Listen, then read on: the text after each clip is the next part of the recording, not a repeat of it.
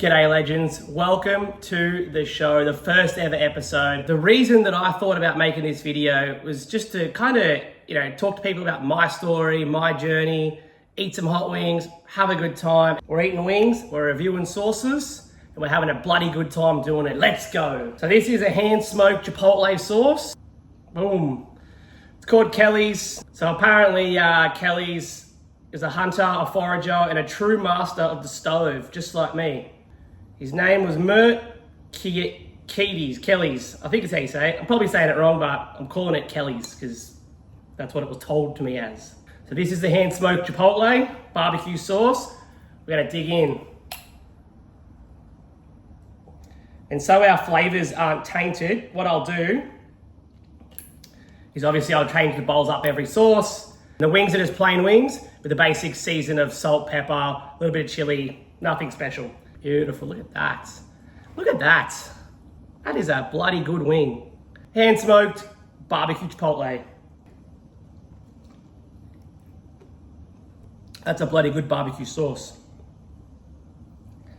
If you're looking for something that's like, gonna please everybody, you got that one person who's coming over and they don't like spicy food, just introduce them to this because it's got that real subtle flavor of chili to it that lets you know there's some chili involved, but it's not by any means spicy. Like I'm not thinking, oh, I need a drink or anything. It's just a very, very mild barbecue flavored Chipotle spice. It's bloody brilliant. I mean, the wings are bloody cooked for perfection too, so can't go wrong there. Full transparency as well, I'm gonna be tasting the sauce without the wing. So I just put a little bit on the finger of the barbecue sauce. Yeah, that's a winner. It's a winner. Hand-smoked Chipotle, winner. Simple. We're gonna go with the smoked charred buffalo sauce. So we've got the artisan small batch, best with chicken wings. What a coincidence. Hell yeah.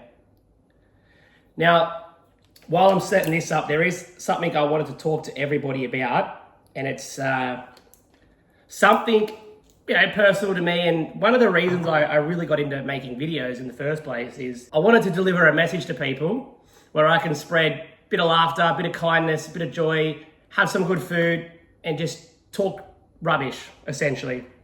Because I've always been told I'm a pretty good talker, but that's probably people who are just trying to get me to shut up. But anyway, like I said, born with CF, lived a pretty normal childhood through the early 90s, the late 2000s, nothing special, going to school, going to high school, having friends, socializing, parties, whatever it is, did the usual stupid stuff that we do as a kid. You get more after this hot sauce. This is the smoked charred buffalo sauce. Heat level, 5 out of 10. But actually, controversial take here that the smoked Chipotle, the barbecue sauce, in my opinion, is actually spicier than the buffalo sauce. Riddle me that, diddle me that, I don't know why, but it is. I don't know. Maybe it's the type of chili they use in the barbecue, like the Chipotle. I don't know. But both very good. Both winners in my book so far. Now the finger test. Everybody loves a good finger.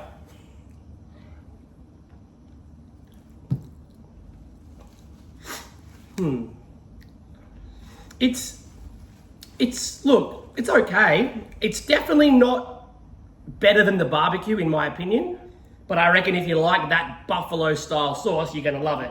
But I like that more sweeter, more chili induced heat, where this is more like a slow, mild, like when I eat it without the chicken, it's chili, it's spicy, it's great. With the chicken, I think the chicken pulls out of the flavor a little bit, and for some reason, the barbecue shines way more brighter in my mouth than the buffalo. Just the way that I'm probably programmed, I don't know. Cheers to Red Bull, the new sponsor of the show. Just kidding. Call me, let's do it.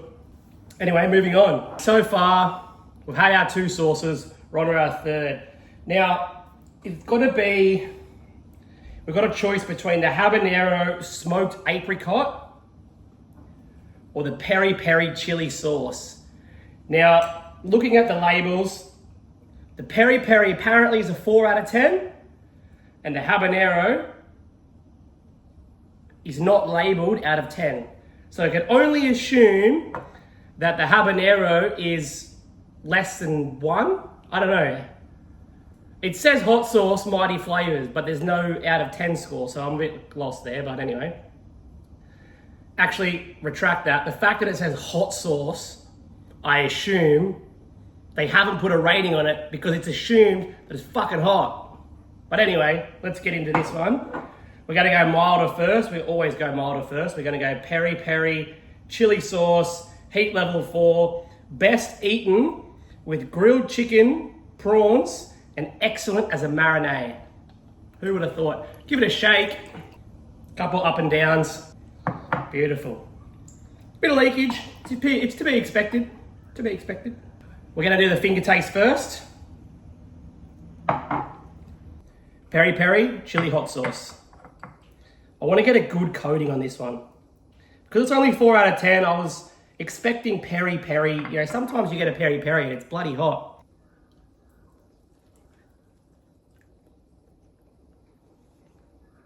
Four out of 10 is definitely an overstatement. That to me is a 2 out of 10 in terms of spice. Good flavor, spice level. No, that's not a spicy peri peri in my opinion. Everyone's spice level is individual to themselves. You know, some people find pepper spicy. Oh, can't believe it.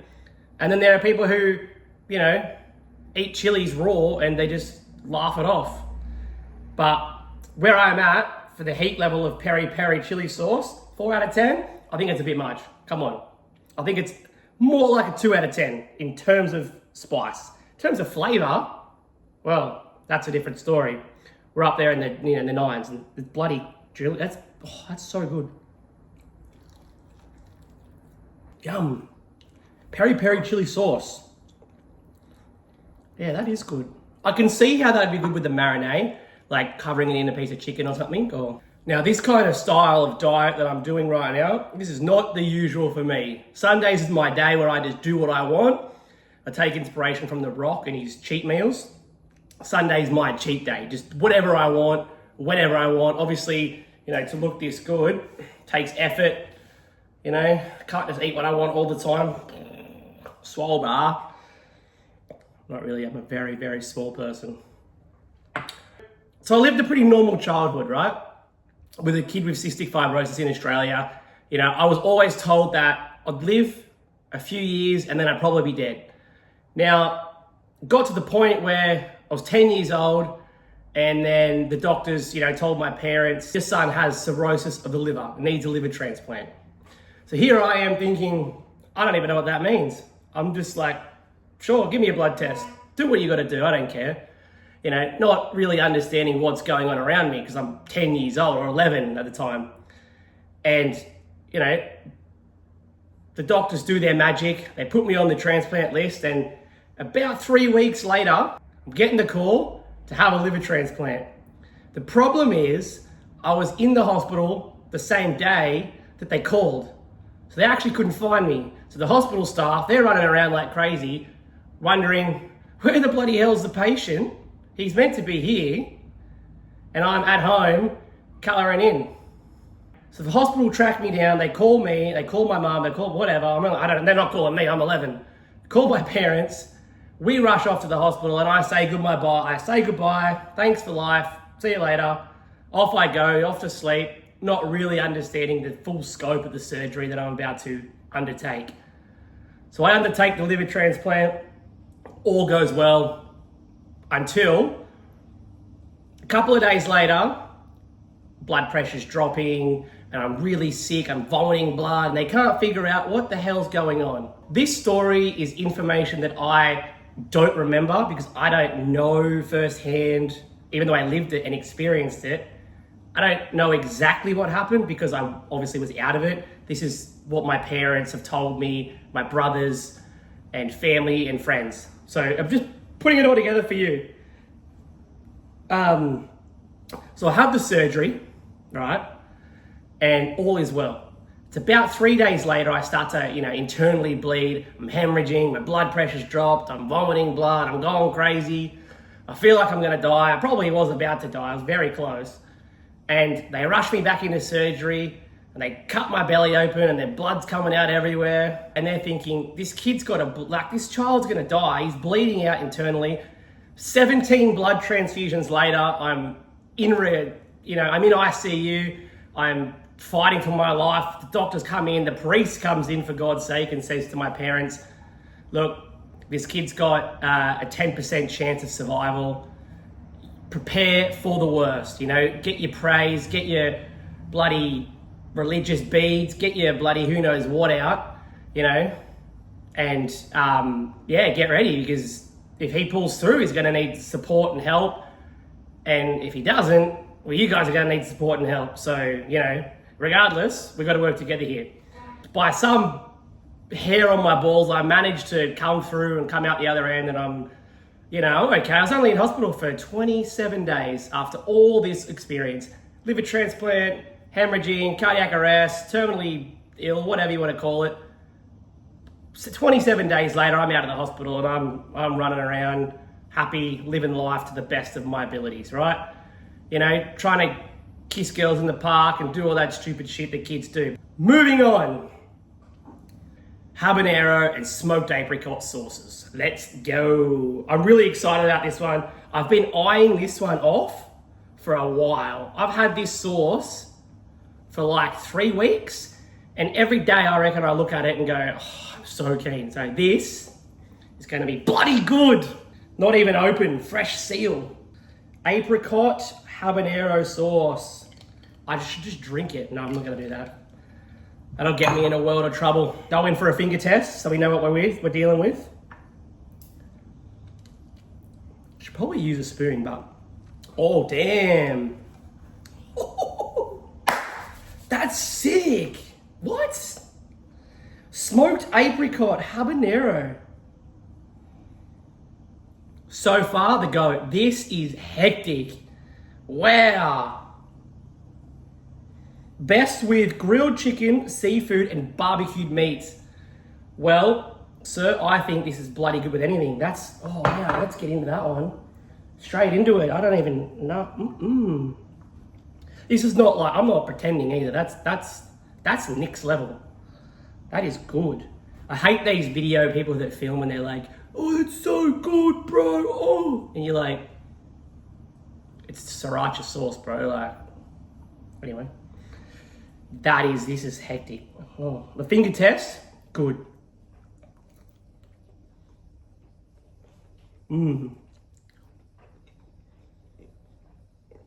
How does it go on the chicken though? That's the question. That sauce is next level insane. Me eating wings does not look pretty. But I'm telling you, I do know a little bit about food. And this is hectic sauces. 30% habanero. That's probably why it's a little bit hotter than the other ones. For sure. For sure. Back to the story. So, where was I? All right, so I've recovered from the liver transplant now, and all is good. I'm a typical teenager. I'm a naughty kid, school is just a nightmare for me. I hated it. Loved my friends, loved going to school just to talk shit and, try and be a rebel and whatever. That was good, that was fun. But learning, which I deeply regret now, was something that I just did not care about at all. I thought, this is ridiculous. Like, when am I ever gonna need to know Pythagoras' theorem? Look, why do I need to know this? This is ridiculous, what a waste of time. But what I later realized is that school was trying to set you up for a better future, learning how to study, learning what to find interesting. I just couldn't care less. I want to go out with my friends. I want to just play video games, eat from the bakery. Bulleye High represent the bakery boys. Let's go. All I wanted to do was just do dumb shit like that. But that's what happens, Now, fast forward the next 10 years, normal, girlfriends, going to parties, drinking, being stupid, kind of accepted that the liver was mine now and it was part of my body and we were just going to be one entity and off we go. And that worked great. Still is. Happy days. So where it gets a little bit more interesting is around the end of 2015, right? Which is about 10 years ago now, I started feeling more unwell with the cystic fibrosis that was going on in my lungs. I had some sinus issues, got some major sinus surgeries, almost died during the sinus surgery because my carbon dioxide levels were uncontrollable. Obviously, I'm Jesus, I can't be killed, so that's what I'm thinking at this point. So I have the surgery and, all is good. Surgery, sinus is fixed up, lungs kind of settled down, but they never fully recovered properly from then. I had a partner at the time and, we just, did the best we could. Life was life and that was it. I thought nothing special. I'd never really saw beyond life because I always thought I wasn't going to be alive because the doctors have always said to me, at 10 you'll be dead, at 18 you'll be dead, at 25 you'll be dead, at 35 you'll be dead, 45 maybe you'll be dead, and the age limit just kept getting further away. But as it got further away, I got closer to that number and just kept thinking to myself that, well, you're nearly at that number. You've told, So I didn't worry about getting a career, getting a job, getting anything. I just bartended and did what I wanted because I enjoyed that. It was fun. Making drinks, staying up late, making friends, having a good time. This isn't their fault, but it's my fault, to be honest. I'm working at this bar. It's late at night. I'm cleaning the bloody roof in the pouring rain at 2 a.m. for some stupid reason because I thought this is how you progress in life, you clean rooftop cocktail bars. I did that for like 2 years of my life, just working for essentially what was like $12 an hour when you added up the amount of hours I did for my full-time salary, but that's okay. It was a great time in my life. One of the best people I've ever met in my life is still in my life because of that journey that I went on. And we talk very regularly. He's an amazing man. I won't say his name, but anyway. And so here I am, cleaning the roof. I got sick, of course. Cystic fibrosis, had a liver transplant on the roof, in the rain, 2 a.m., cold winter nights. What do you expect's gonna happen?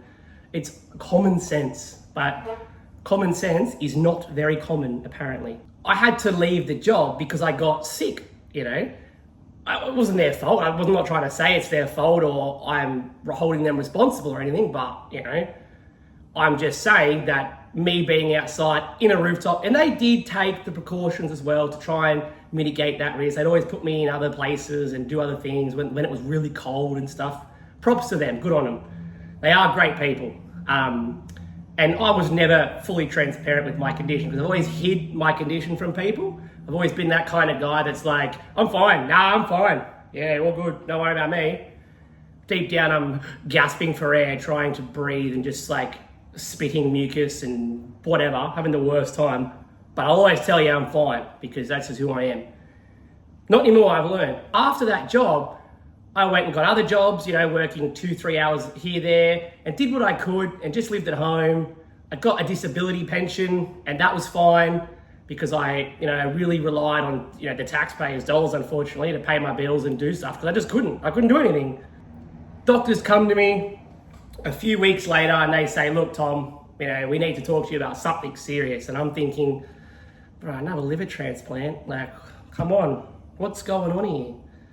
And they say, Tom, you're in end-stage lung failure. Your lungs aren't going to recover, and it's time to consider a lung transplant. And I'm thinking, like what Ben Askren had, a double lung transplant. So I'm thinking, even though I had it first, it takes a long time to do. You can't just jump on a transplant list and the next week you're getting one.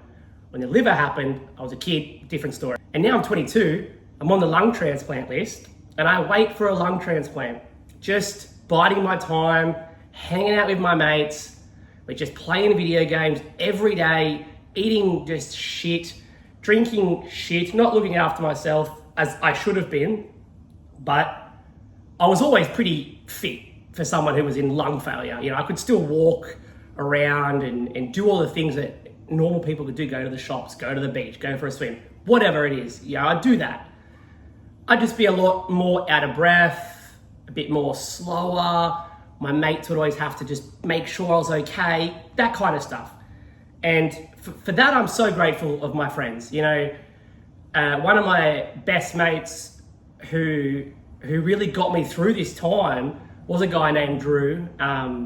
Still one of my best mates, still my best mate, basically. I talk to him as much as I can. And if it wasn't for him, I would have given up. I just, I wouldn't have seen where I am now. I wouldn't have got here because he came to my house every day. He, you know, those kind of people that just grab you up when you're down and they pull you through it and they just don't take no for an answer. That's that guy. And yeah, he's the legend. Anyway, I get the call for a lung transplant. It's about 4 o'clock in the afternoon and I'm home by myself. I'm ringing my mum, panicked, like they've called me. It was a day in January and we go to the hospital. We sat there excited. The doctors are like, yep, we're ready to do this. And I, you know, say goodbye to my brother, my 2 brothers, my mum, my dad, their partners, they're all there. And I'm just saying goodbye. Thank you for life. Like, you know, I love you all. I'll see you in the next one kind of thing. And I go through and I'm going to try and live the moment. So if I get upset, I'll just cut it out. Beauty of editing. No, so I go through and I remember talking to the doctors and they give you heaps of Valiums and stuff to calm you down because it's a pretty stressful thing. Your lungs are getting taken out of your body and new ones put in and they just split you open sometimes or they butterfly you or whatever. And I did all this and I thought, okay.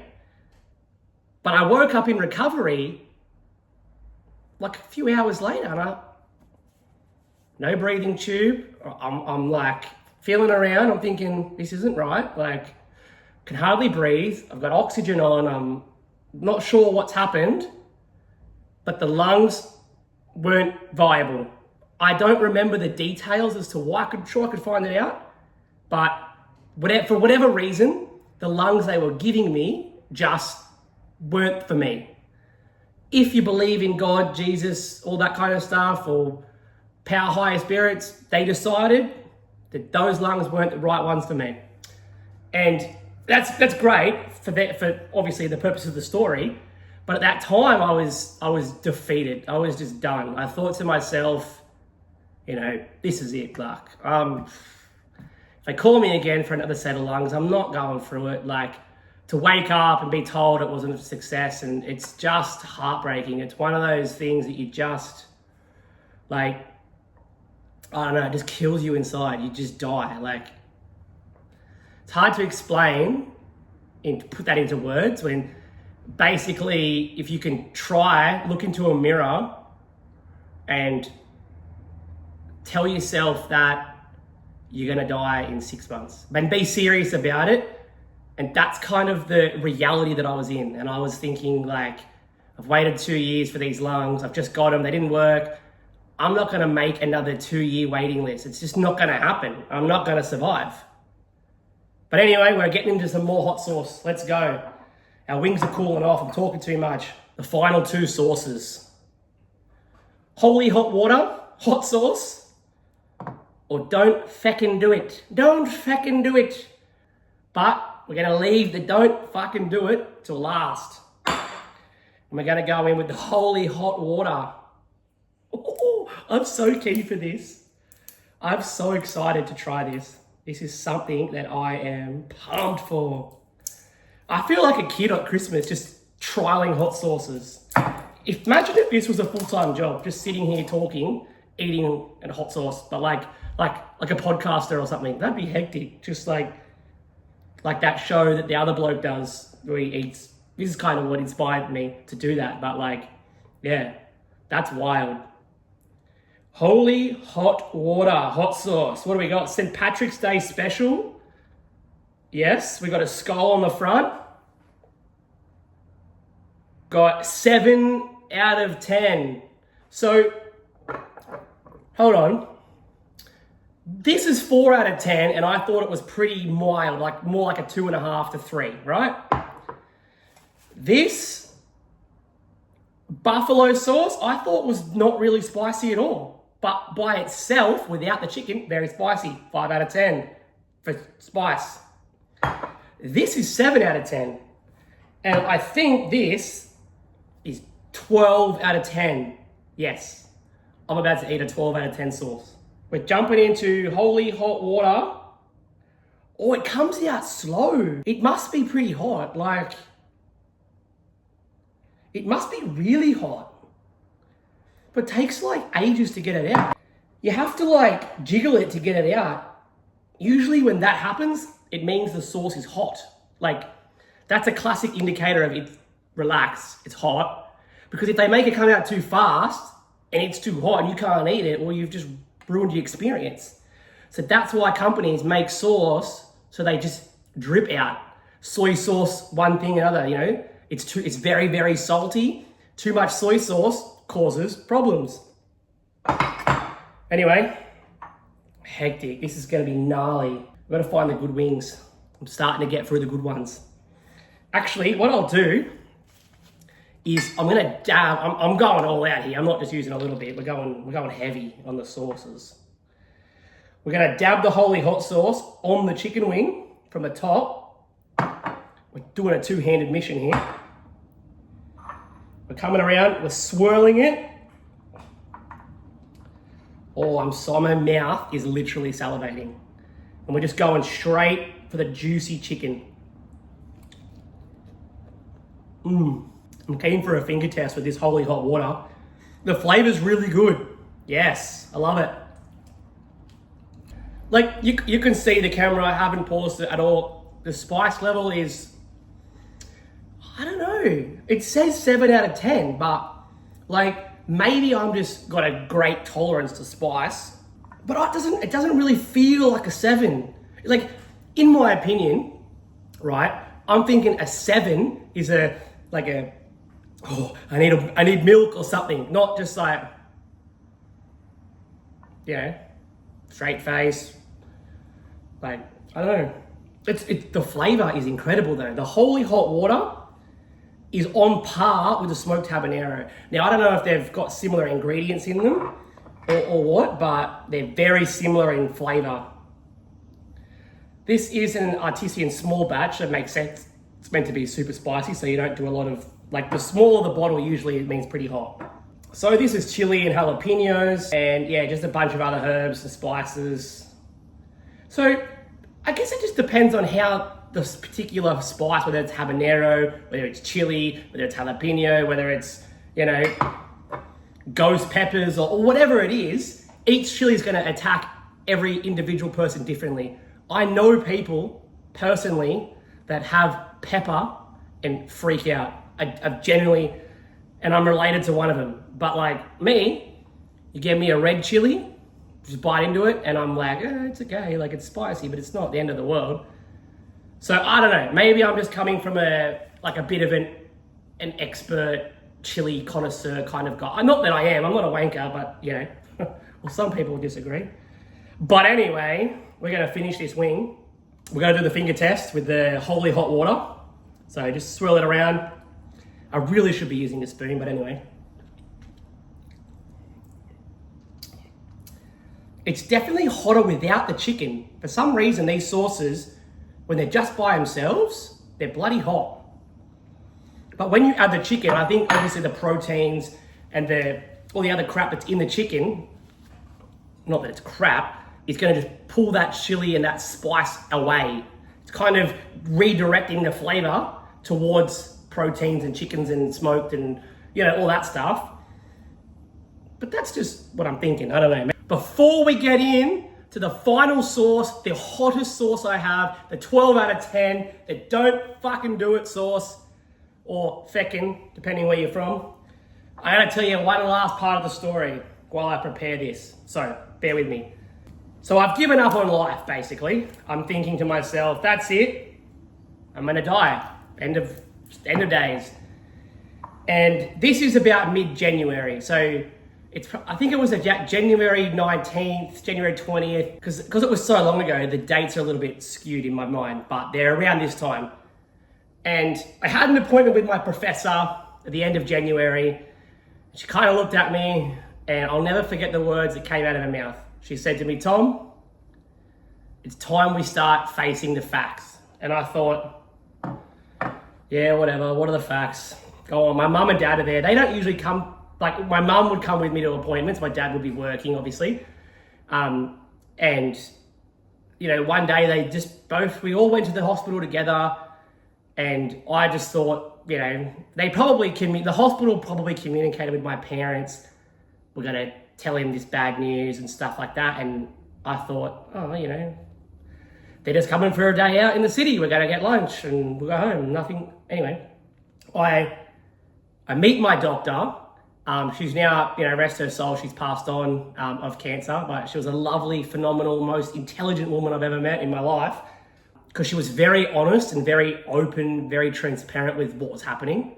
Where some doctors, they get afraid to tell you because they're worried of your reaction.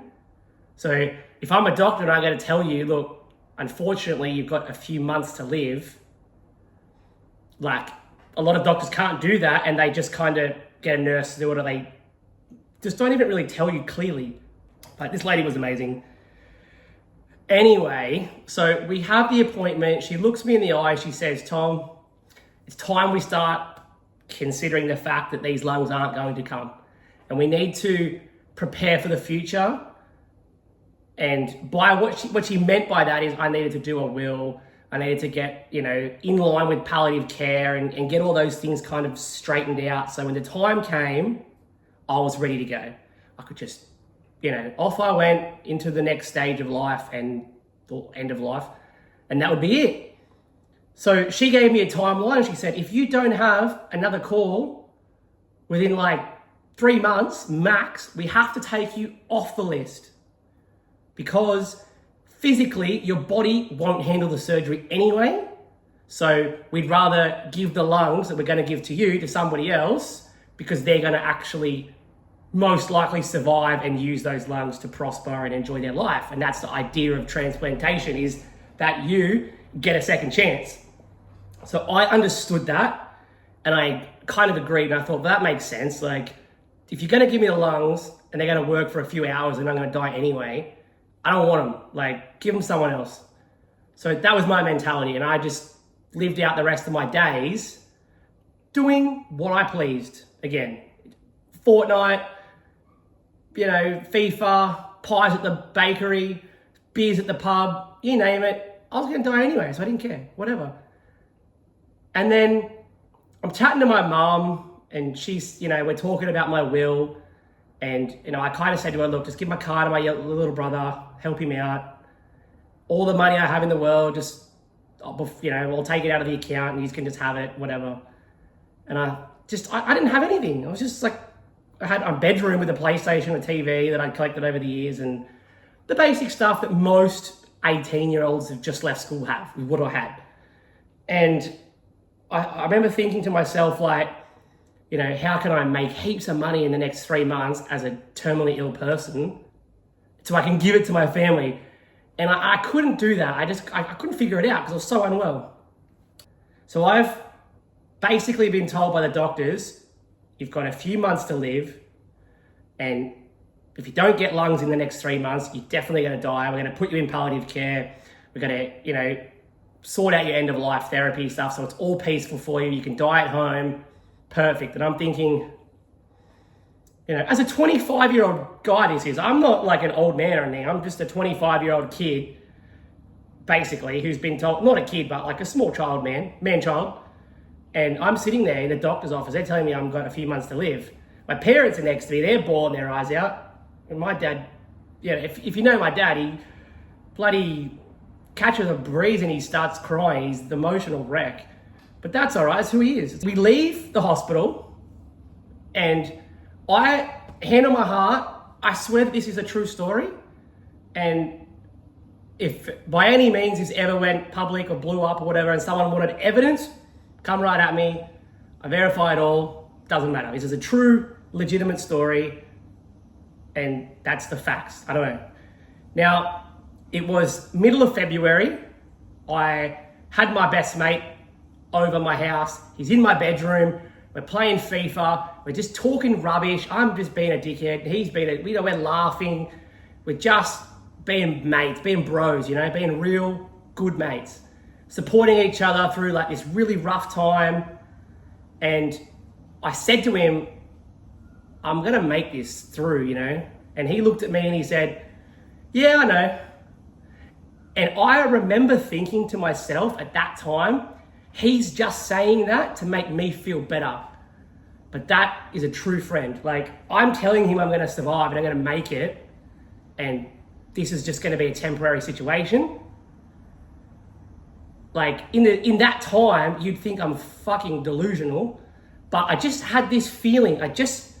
Like, from the bottom of my stomach, I could feel that I was destined to do greater things, whatever it might be.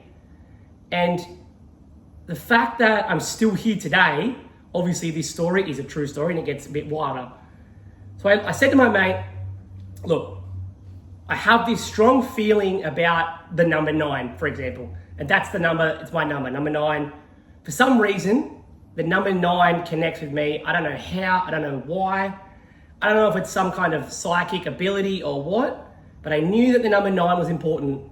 I don't know why it was just everywhere. It was in my phone number, it was in my birthday, it was in my address, it was in my whatever. And the number 9 appeared everywhere in my life. It was, taking the combination of my mum's birthday, my brother's birthday, my older brother had a 9. And everywhere I look, there's 9s. There's 9s everywhere. And I'm thinking, this is not right. Like, something is going on here. So I wrote down in a diary all these numbers, and I still have them in my phone. I wrote them all down. Dates where I said to myself, and said to my mate, and I said to my mom and my dad, this is a list of dates where I will get a call and I will go have my transplant and I will be okay. And they looked at me like I was just saying this so that I could be at peace with myself and my decisions, that I had hope. But it was kind of like that. But at the same time, I had this deep connection and I just knew something was not right. And it was the 27th of March, right? It's my mum's 50th birthday. And I remember pretty clearly the day before her birthday, she said to me, you'll get your call hopefully tomorrow as a present to me. So it was something along those lines. Like I said, the idea is there and there was some kind of chatter. Can't remember exactly word for word what it was. But the next day, mum turns 50 and, we're going through the motions, whatever. Where are we going for dinner? This is probably Tom's last birthday with you. Just enjoy it. We're probably going to get Chinese food. That's what we do usually. And at about 4:30 in the afternoon, phone starts ringing. It's a private number. And I'm thinking, you reckon? I just had this feeling in the pit of my stomach that this was it. I'm sitting at the back of my parents' house. I'm in the sun. I was just enjoying myself. I was by myself with my little dog. And shout out Ringo. And the phone rings. Of course, it's the hospital. It's the transplant coordinator. Tom, we've got a pair of lungs for you. I know. And I'm like, okay. 27th of March, the day that I predicted. And I tried to explain to people how crazy that is that I predicted into the future the day that I would get a call for a transplant. Someone would die, donate it, and I just knew. I just knew it would happen, and it did. Maybe it's a coincidence. Maybe it's just a fluke. It's just luck. I don't know. But the fact is, 3 weeks beforehand, I wrote this date down, and I just said, I'm going to get a call on this day. And I did. I went off to the hospital. They did a plasmapheresis where they stick a big tube in your leg and they filter out all the plasma from your blood and they clean it. This is a rough understanding of it. And they put it back in and they drop your antibodies so you're more receptive to the organ that you're about to receive. And that sucked because they had this big needle go straight in my groin. I could feel it in my stomach. It was not a good time, but my mum was there, my auntie was there, my dad was there, my brothers were there. I knew I was in good hands. Anyway, moving on from that, I had the lung transplant and I recovered. I was perfect. One of the best recoveries that they've ever seen. And I'm not just saying that for the video, that's true. Anyone who remembers that period of my life, any doctors or nurses seeing this, check the records, you'll see I was in hospital for 25 days, that's it. Double lung transplant, 25-day recovery. The next day, I'm up out of bed, walking around, up and down stairs a week later, like doing weights. I was absolutely crazy in my mind because of the delirium, the drugs. I was next level gone, like fairyland. I believed from the bottom of my heart that the Avengers Endgame was real. And I remember crying to my mum because I thought Thanos had just zapped everyone out of here. This is a true story. I swear to God. I fully thought Thanos went boom and everyone was dead. And the lights of the buildings from when I was in St. Vincent's Hospital, when you look out towards the west, you can see some other high-rise buildings, red lights on top. I thought it were buildings on fire. And I just kept trying to get the nurses' attention to tell them, these bloody buildings are on fire. And anytime I met a nurse who was from Ireland, England, New Zealand, I instantly assumed I was in their country. Riddle me that. I do not know why, but delirium is crazy. I experienced that and it was something like you'll never believe. I had vivid dreams of doing crazy activities, writing. I don't know if it's some kind of the organ recipient's DNA was few. I don't know what was going on, but I had vivid memories of surfing, which I've not really done for a very, very, very long time. I had crazy dreams, crazy experiences. I was crying all the time. I was so emotional. And that's probably because you're in ICU, you're on drugs. It's just crazy. And it was a wild, wild time, but I pushed through. My mates came to visit me. I had 3 good friends in particular who were there as soon as they could be there. They were there and they, really got me through it. Whew. I guess it goes to show how important friendships are, how important people are that we have in our lives that, we can connect with, that we relate to, and we have that really deep understanding of how they're feeling. Because, I think I reflect back now and I just think some of these people, I don't even see that much anymore. My best mate, Drew, we live a couple of hours apart, but we're on the phone every day or texting or doing something. The other person who came to visit me, haven't seen her for I've seen her twice in 4 years. But if I saw her tomorrow, it'd be like this. It'd be how, we're best friends again. There's nothing there other than just pure friendship. And that is what you want in life, trust me. The other one's off in Spain doing what he does best, living his best life. And I'm so proud of that guy for doing what he's doing because, to be an Australian in a great country with great people and you just hightail it out of here and off you go, props to you, mate. That's a very big effort. And I know single-handedly how hard it is to speak Spanish. We'll get into that later. But I miss you if you're watching, and I'll see you soon. Back to the good shit. I've had the lung transplant. I've recovered. I'm at home. Clappy days. I go into hospital on the 27th of March, and I'm home basically the 1st of May or something like that. And I stay home for a few weeks. I'm playing Fortnite. I'm trying my best now to be healthier, right? I'm, drinking plenty of water, not drinking heaps of soft drinks. I'm just recovering, essentially. Small walks with the dog, a little bit of weights in the backyard, 1 kilo weights, whatever I could do to build my strength, to build my self back up to the person that I wanted to be, I did whatever I could do. And I was still a little bit, not stable in the brain, that I started doing weird things. Like one night I just said to Mum, I've had enough living here. And I stripped out the laundry. Why the laundry? I don't know. And I just redesigned it, rebuilt, did everything I could to fix it. And then I was just like, all right, that's done. Off to the next room. And I'll do the back room, and then I'll do my bedroom. And then I just was like full manic about cleaning and germs, and because I obviously just had a transplant, I'm shocked to the system. It's probably a natural thing to do.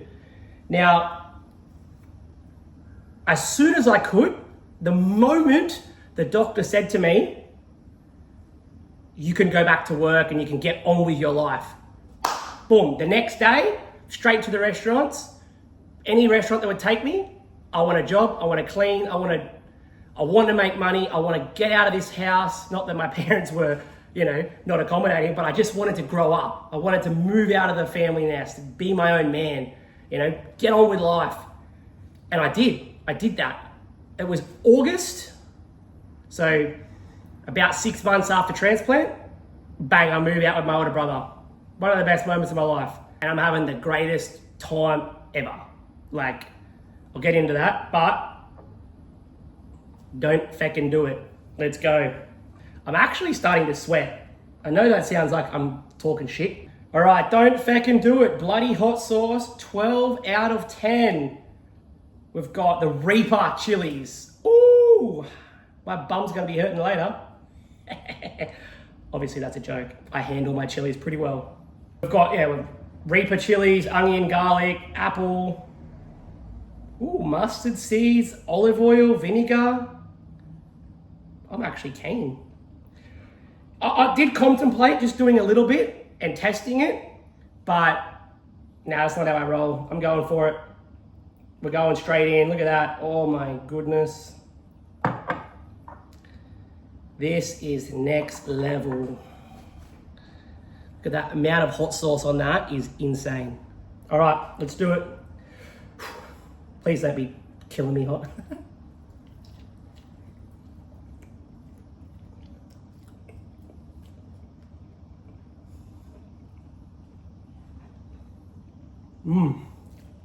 That'll put hairs on your chest for sure.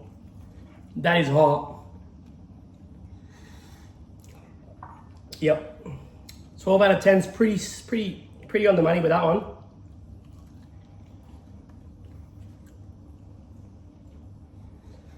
Now,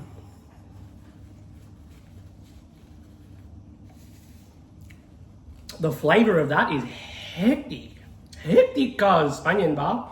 Now, the flavor of that is really good. That is a good hot. Yeah, I'm thinking that could be number one. That could be my favorite hot sauce of all time. It's hot. I'm telling you. This is not for beginners. This is hot. Like,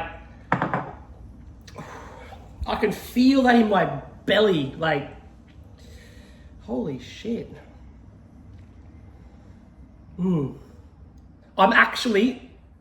not lying, but I'm having like heart palpitations here. Holy shit, that is hot. Bro, what? You know when you go like goosebumps? I have like, not goosebumps. You know when you get like butterflies in your stomach when you're about to go down a roller coaster? I have that feeling like here. Bro, am I having a heart attack? On camera? What is this? Holy. No, only pussies get milk. It'll go away. Like, I know in like a minute or so it'll be gone. But anyway, to prove that I'm not gonna get milk, I'm gonna not cut this video so you can see it. But I wanna get back into my story.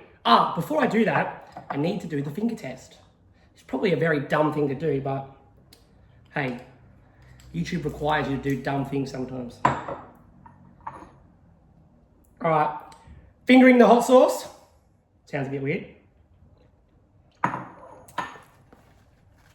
Far out. instant burn straight away.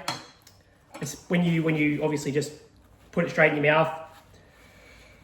Yeah, it's very complex in terms of the heat. It's not like I've just eaten a chili and my lips are on fire. It's like the back of my throat is on like here. I don't know how to explain, but the back here is like hot. It feels like I have the hiccups or something now. Like it's interesting. But the flavor is beautiful, perfect, 10 out of 10. Thank you to Kelty's Irish Hot Sauce, Kelly's, whatever you want to call it. I don't know their official name. Message me, tell me you love me. I don't know, but please keep making your hot sauces. This shit is amazing. Now, I'm going to get on with my story. If you want to stick around, stick around. If not, subscribe. See you in the next one. But stay tuned because this shit's going to get wild. So 6 months passes after lung transplant. I move out, live with my brother, having the best time. We're on the beers, we're playing music. We're living life for what life is intended, to do what you please, to enjoy yourself, have a bit of work, have a bit of fun, and cruise through life. Because that, in my opinion, is what life is all about. None of this serious bullshit, because you just never know if you're going to be here tomorrow. You just don't know. Life is designed to be enjoyed, right? And you don't just sit in a box and think, oh, what if I go outside and get hit? No, you just go do it. You don't think like that. You just push through it. You have a good time. You do what makes you happy. And that's it. It's very, very simple. Life is designed to be simple because we are not like, we obviously are intelligent creatures, but we're just people. At the end of the day, we make mistakes. We make stupid things happen. We go to war with each other. We rape, we kill, we murder. We are just absolute morons.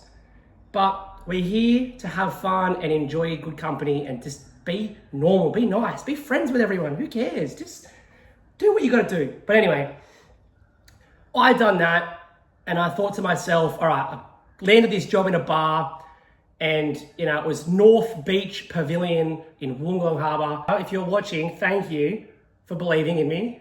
Yeah. Thank you. It was,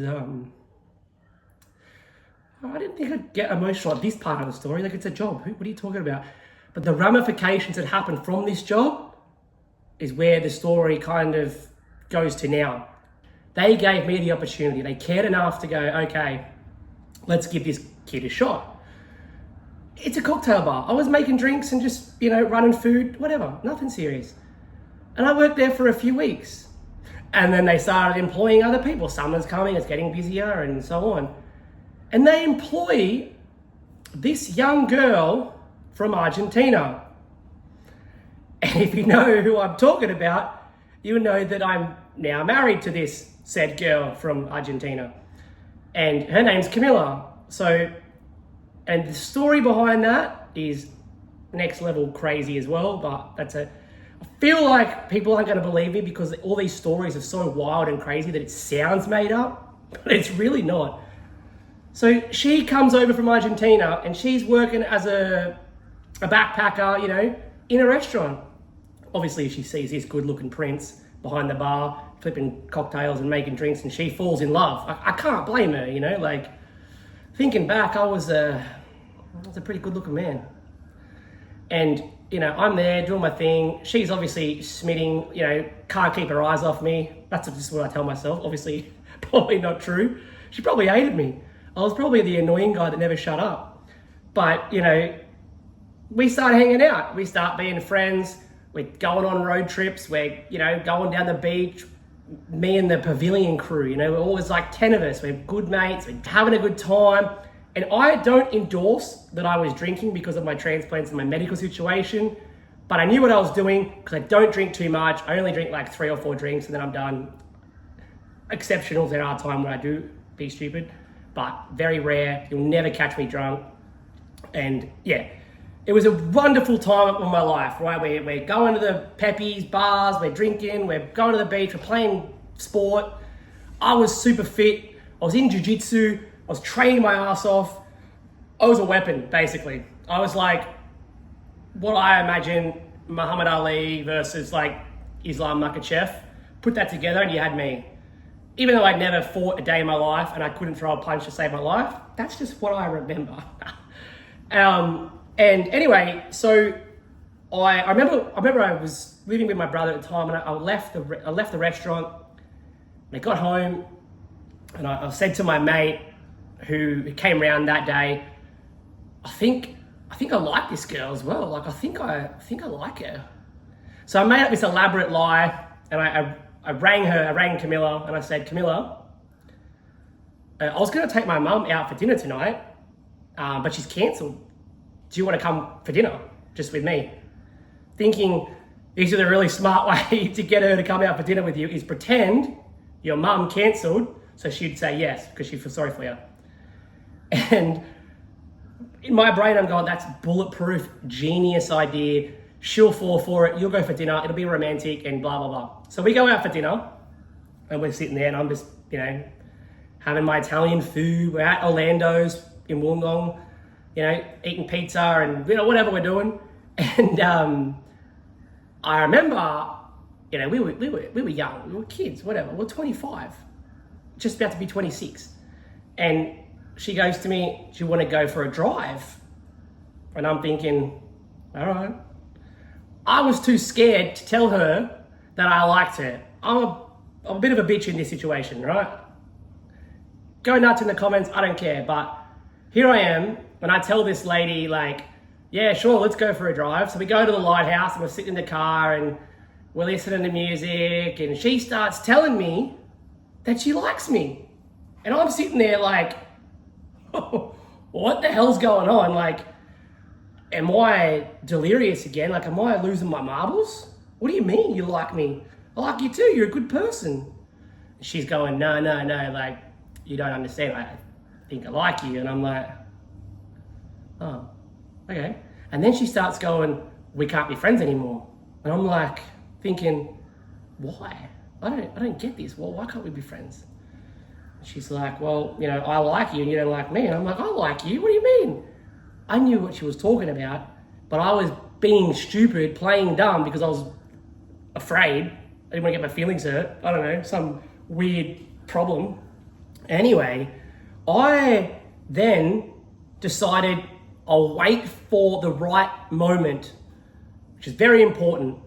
So we're sitting there in the car, poor Camilla, barely speaking English, just told this bloke she likes him, and I'm just sitting there what do I do? No idea what to do, just oh shit. And I'm thinking in my head, wait for a good song, because we're listening to a playlist that I made and it had lots of good music on it that I liked. So I'm I'll wait for a good song to come on, and as soon as the good song comes on, I'll know it, boom, I'll go and I'll kiss her, and then we'll see what happens. That's just what I'm thinking in my head. And the song comes on, which I was that's the one. And the song is Walking in Memphis. And I was by Cher, and I was it's a decent song. This is it. If I wait any longer, the opportunity to do it is going to be gone, and I'll look like an idiot. So it was now or never. I grabbed my phone, and I skipped the song, and then some shit song came on that shouldn't have come on, so I went back, and then just boom, I went in, and I gave her a kiss. And that's that. We live together now. We've got a house together. We've got, whatever. We're together. We're married. And I've never been happier. I love her. She's the best person in my life. And I'm so grateful that I decided to just give her that kiss at that time, because if I didn't, I'm a bit of a bitch. I wouldn't have done it. And I just would have been no, I'm out. See ya. I couldn't deal with rejection at the time. But now, a strong independent man because of this woman. She just makes me so much better, such a better person, incredible. The whole idea of this is, I went from terminally ill with 3 months to live to learning another language, buying a house, getting a full-time job, securing a good savings amount, starting a YouTube channel, bought a car, sold a car, bought another car, moved house, all in 2 years. And there are people out there that tell me I can't buy a house, it's too hard. And I went from dying with 3 months to live to owning an investment property, which is now like, just looks after itself and I don't do anything about it. It just does what it does and I just don't do anything. Like, the mentality that you need to be able to do that is that, you know, kill or be killed kind of mentality. Like, you just need to do it. There's no like other way around it. You do it or you don't do it. That's it. If you want to swim in a 100-kilometer ocean race, you just go to the pool and start swimming laps. Doesn't matter. You do 1 lap. Next day, do 2 laps, 3. Eventually, you will do it. Any idea or anything that you do, if you just do it more and more and more and regularly and do it with passion and pride, you will succeed at that thing. It doesn't matter what it is. Whether it's YouTube videos that I'm doing, eventually I'll succeed. It doesn't matter if it takes 1 year or 10 years. Time is not important. People think time is important because they think, oh, I'll be dead or I'll won't. Doesn't matter, just do it. Just do it now and enjoy it. And if you enjoy the process, eventually you'll keep doing it and you'll be successful at it.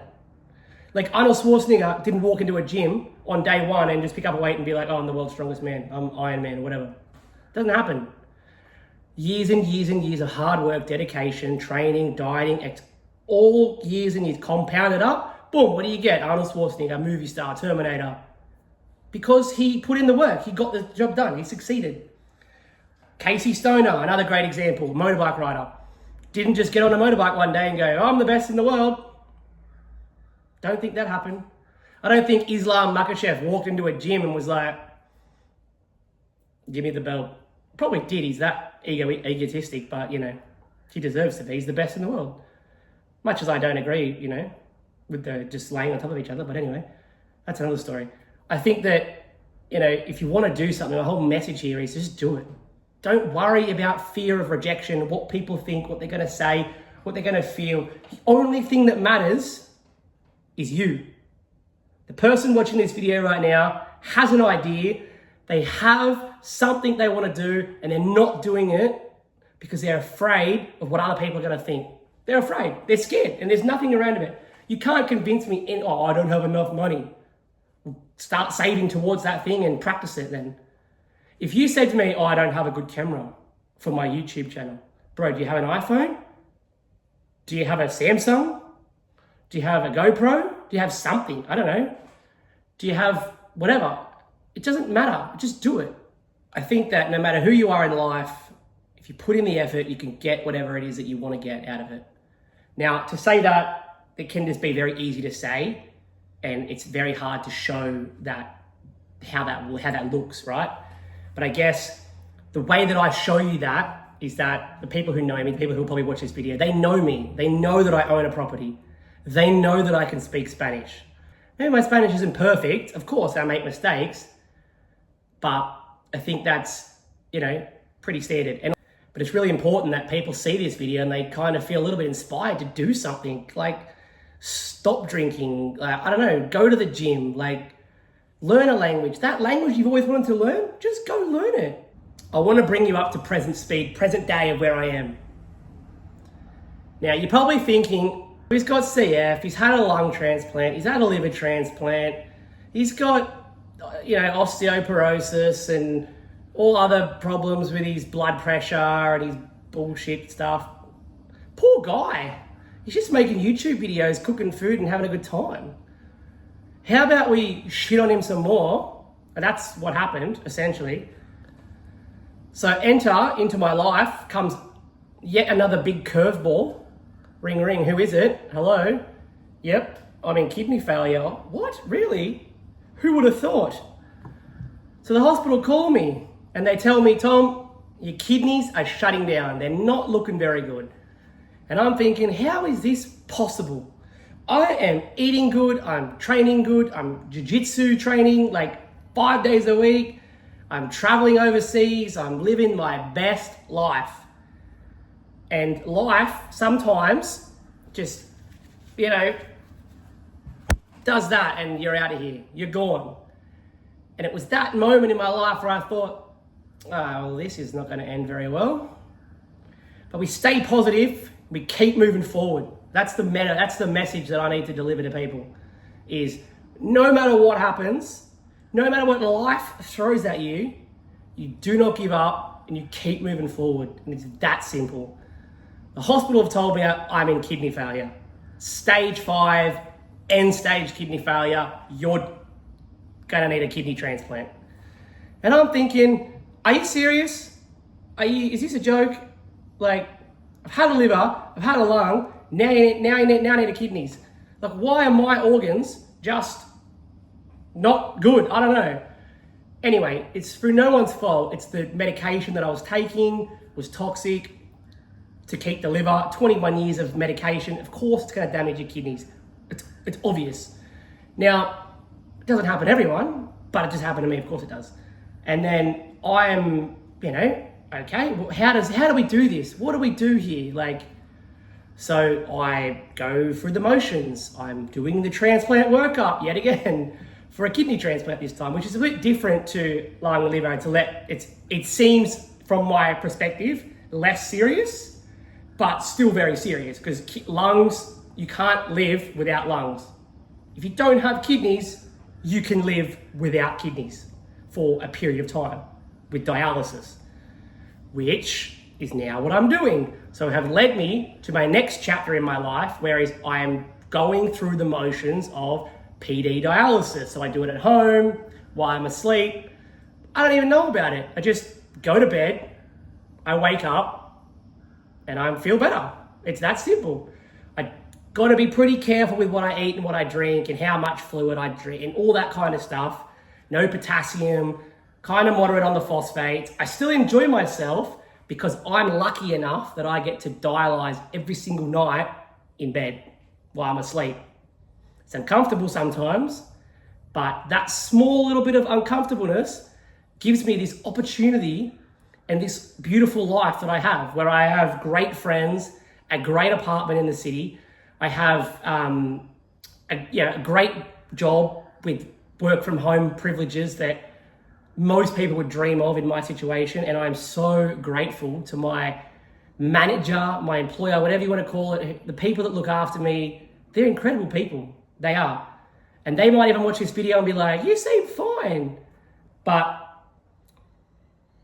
you've got to be able to see the good when it's bad. And if you can't do that, you're really, really going to struggle with life. And that's simple. Now, most people in my situation, they probably give up and they go, well, what's the point? Like, all these organ transplants, all these just fucking... But no, I have one of the greatest lives ever. I make borderline average YouTube videos. I eat some of the best food I've ever eaten in my life. I get to communicate with another language of blessed people that I just love having in my life because of my wife and our life and our situation. It's incredible. Like, I went to see Oasis the other week, amazing. Could have gone to Metallica, but I just couldn't be bothered. AC/DC are in town. Just whatever I want to do, I do it. And I don't think twice about it, I just do it. I am so grateful for the people that I have in my life and the place that I am at now, mentally, even physically. I'm not that physically fit and obviously healthy because I'm on dialysis and waiting for a kidney transplant. But besides the point, I still get out, I still go for walks, I still do what I need to do, and I just get on with it. You'll be fine. That job interview you're worried about, or that new promotion, or that test, just don't worry about it. Do your best, see what happens. That's it. Life is too short for you to be worrying about this shit. And I'm making this video for you. Yeah, you. And you're probably thinking, is he thinking about me? How does he know I'm watching this video? I know you're watching the video because I know. Now, do something about it. Stop being a bitch and go do what you got to do. And I'll see you in the next one. Peace. So these are the sauces I've just tried.